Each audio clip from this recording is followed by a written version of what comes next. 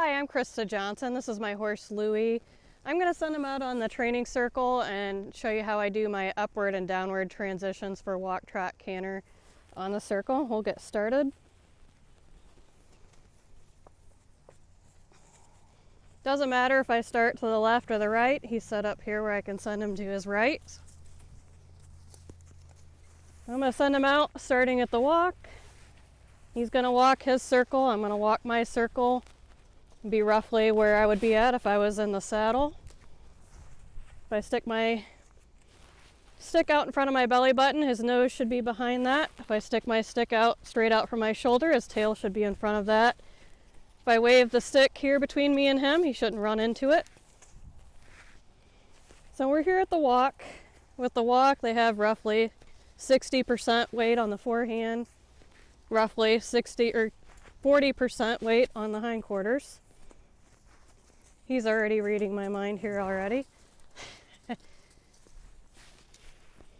But when he goes to trot, his weight should be 50-50 on the front and back end.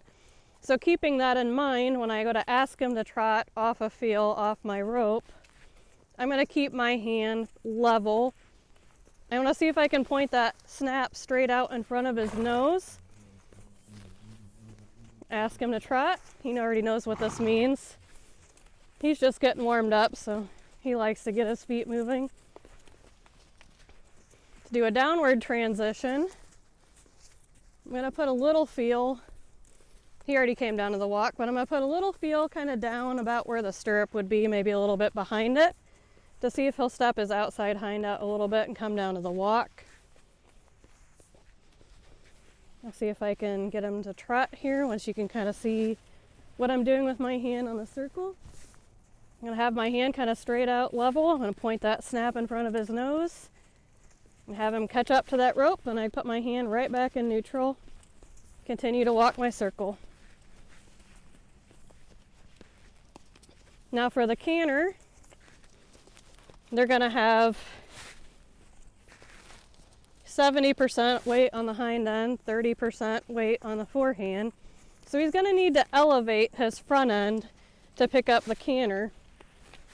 Since we're going to his right, I'm going to ask him to pick up the right lead. So I'm going to try to get in time with his front right foot before it leaves the ground. And I'm going to put 3 beats of feel in my rope with my hand and my fingers. You probably won't see it. We'll see if we can get it, but horses are really good at picking up rhythm. So I'm going to elevate my hand, put 3 beats in the rope, see if he can pick up that right lead. As he picks up the right lead, I put my hand back in neutral and I walk my circle.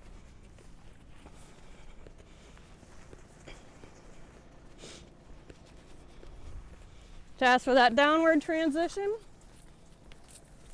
I'm just putting that little feel on the rope to get him to step out that outside hind like he did to come down to the walk.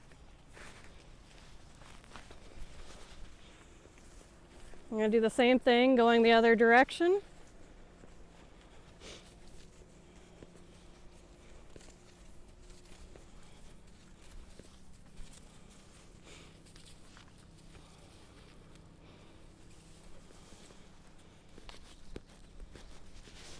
So I usually will send them out at the walk starting out. So same thing, we'll just reestablish our circle here, going to the left. I gotta ask for that trot. And I have my hand level, point that snap out in front of his nose. Once he trots, I'm gonna put my hand back down in neutral, right at my hip. That downward transition, he already reads my mind. So it's hard to see, but I'm gonna see if I can get him walking. I'm putting my hand right behind where the stirrup would hang, right about there, to get him to step that outside hind out, which he's doing there.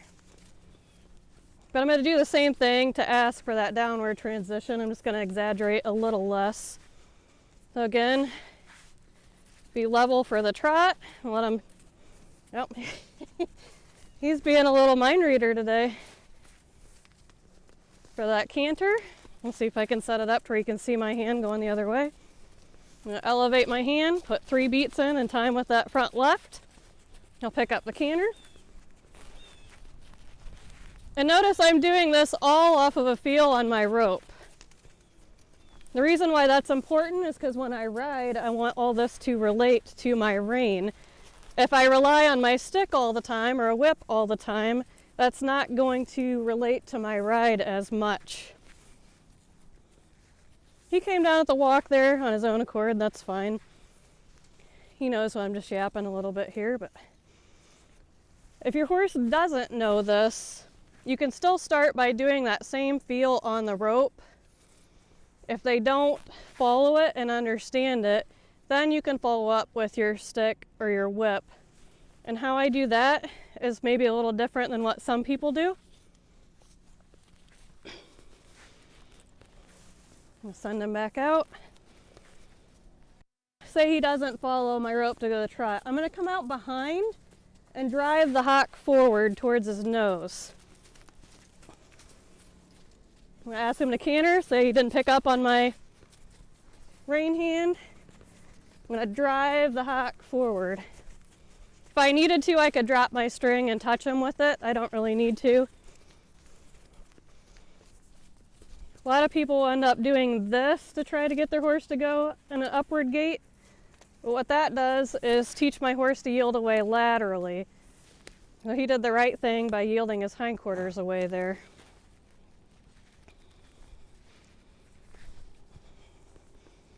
Ask him to stand parked here at the end.